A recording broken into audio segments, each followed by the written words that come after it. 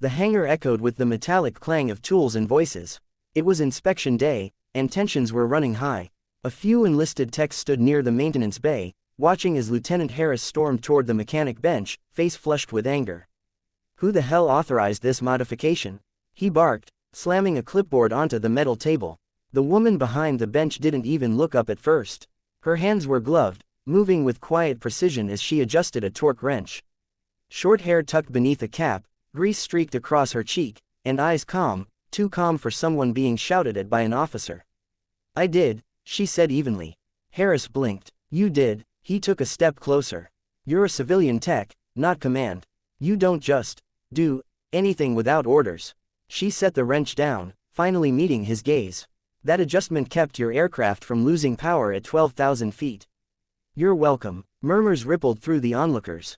The lieutenant's jaw tightened. "Watch your tone." She said nothing, just turned back to her work. That silence, steady and dismissive, ignited something in him. Harris, young and proud, used to obedience and respect, took it as mockery. "Look at me when I'm talking to you," he snapped, grabbing her shoulder. The wrench clattered to the floor.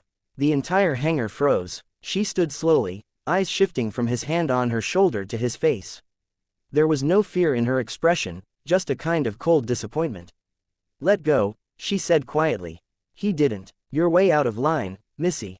The back of his hand flew faster than his brain could catch up. A sharp crack echoed as it connected with her jaw. The impact echoed, silencing even the engines warming on the far side of the hangar. She didn't stumble, didn't cry out. She just straightened her neck, wiped the corner of her mouth, and stared at him like a predator measuring distance. "Are you done?" she asked. Something in her tone, low, level, and absolutely certain, made even the senior crew chief tense. Before Harris could respond, a command master chief stepped through the door, trailed by two officers. His gaze swept the hangar and stopped dead on the woman. His face went pale. "Ma'am," he snapped to attention. "Commander Blake didn't tell me you were back from deployment." The lieutenant's blood drained from his face. "Ma'am," he repeated faintly. The master chief turned toward him, fury barely contained. "Lieutenant, you just struck a decorated Navy SEAL, former commander, Ghost Division. You might want to start writing your resignation letter." The woman, the one everyone had thought was just a quiet mechanic, didn't even look at Harris again. She picked up her wrench, rolled her shoulder, and said calmly, "Let's get back to work. Some of us still have missions to finish." The hangar remained silent for a long, shamed moment. Lieutenant Harris stood frozen as the words sank in.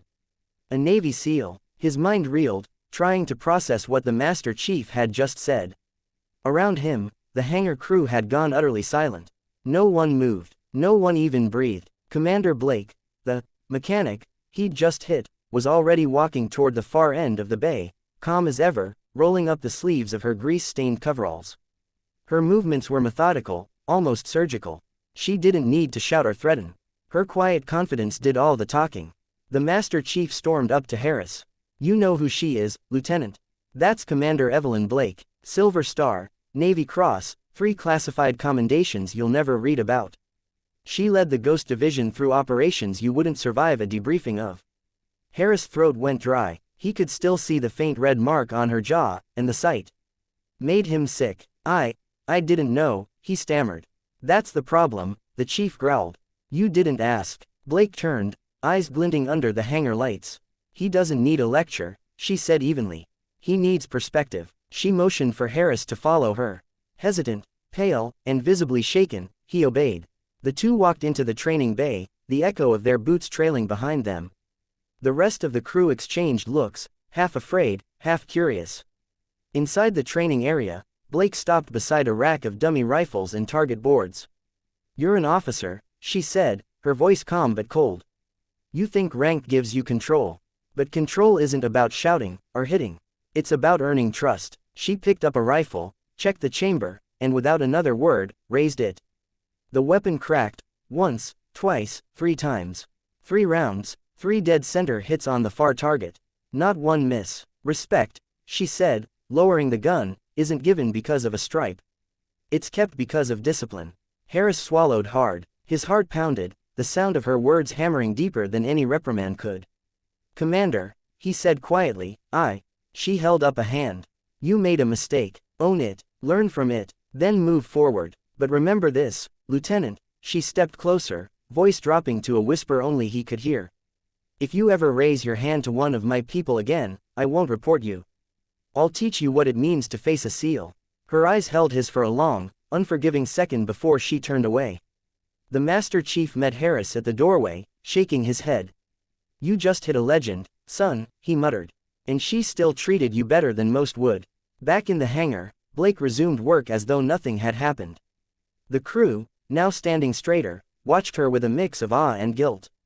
From that day forward, not a single officer raised their voice in that hangar again. The legend of Commander Evelyn, Ghost, Blake had returned, and respect had been permanently restored.